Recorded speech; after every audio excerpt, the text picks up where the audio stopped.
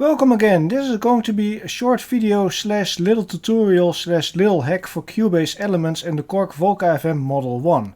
At the time I'm recording this, it's 18th of April 2022 and Korg has just announced the Korg Volca FM Model 2, which fixes many of the shortcomings of the original model. One of the shortcomings of the original model was that it did not respond to MIDI note velocity. If you play something on an attached MIDI keyboard, which is velocity sensitive, the Volca FM would not respond to the velocity. It would always use a fixed velocity depending on its velocity slider. That is this little thing over here, the velocity slider. And well, a lot of people found that really annoying, and various solutions were devised to work around this. You can install a custom firmware, which is a bit hacky because you have to use the audio sync port and set the levels right and then hope and pray that everything goes fine.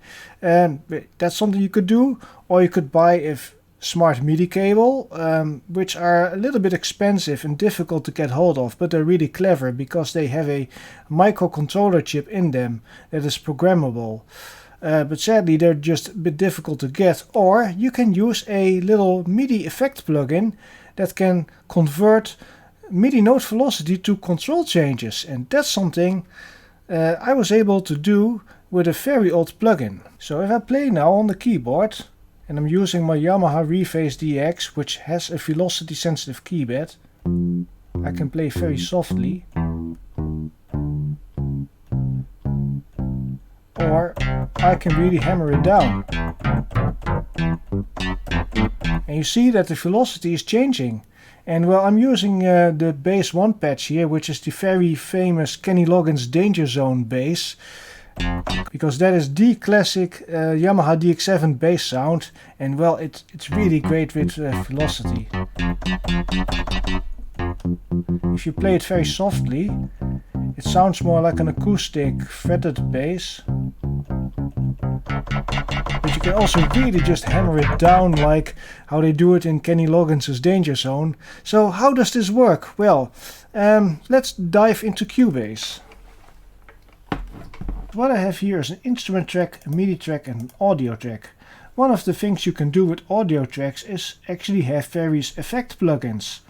However, that sadly isn't possible with instrument tracks and with MIDI tracks. But what I can do is route the output of an instrument track into a MIDI track. And that's exactly what I'm doing here with the Piz Midi MIDI Notes to CC instrument. On my instrument track I have my Rephase DX as my input keyboard, and it outputs to MIDI Notes to CC, which is the VST instrument. And the MIDI track is taking the output of this instrument, because this instrument has a MIDI output, and it routes into the input of the MIDI track, and then the MIDI track outputs to the MIDI interface to which the Volca is connected. So that's how it works. But let's take a look at MIDI Notes to CC in a little bit more detail. MIDI Notes to CC is a part of Piz Midi, which is a very old collection of various MIDI plugins. And well, if you're a Windows user, you can still use these, because if you look at those file dates, well, it's about a decade old. So yeah, if you're a Mac user, you are probably out of luck, unless you use a very old Mac with a very old version of Mac OS, because Apple doesn't believe in backwards compatibility. I don't think you can run a 10-year-old program on a modern day Mac. That probably won't work because of backwards compatibility things. But if you're a Windows user, well, you can still download one of those and install them. And here's all the different DLLs that you just put in your plugins folder, in your VST plugins. And this is the one, MIDI Notes to CC. There's even some documentation with it, which explains you how it kind of works.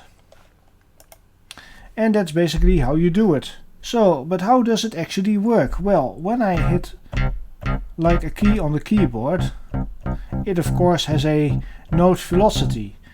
But the Volca needs that to be a control change, and it uses control change 41, which is a control change that is freely assignable At least, well, manufacturers can choose whatever they do with that one, because it's not reserved for any sort of standard functions. They can use it for whatever function they want.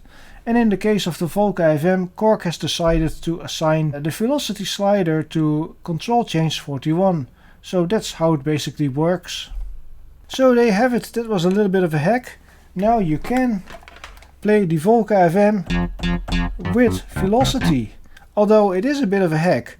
Luckily the Volca FM2 will probably be out soon, so you don't need those hacks anymore, because the new model will respond to velocity, and it has a few more improvements, like 6-note polyphony instead of 3-note polyphony on the original. The new model also has a MIDI output, and even has 64 patch presets, whereas the original one only has 32. So yeah, there's a lot of improvements. Also, if you've watched one of my previous videos, I did a video recently about the Volca FM, how you can transfer patches using the sync in and sync output.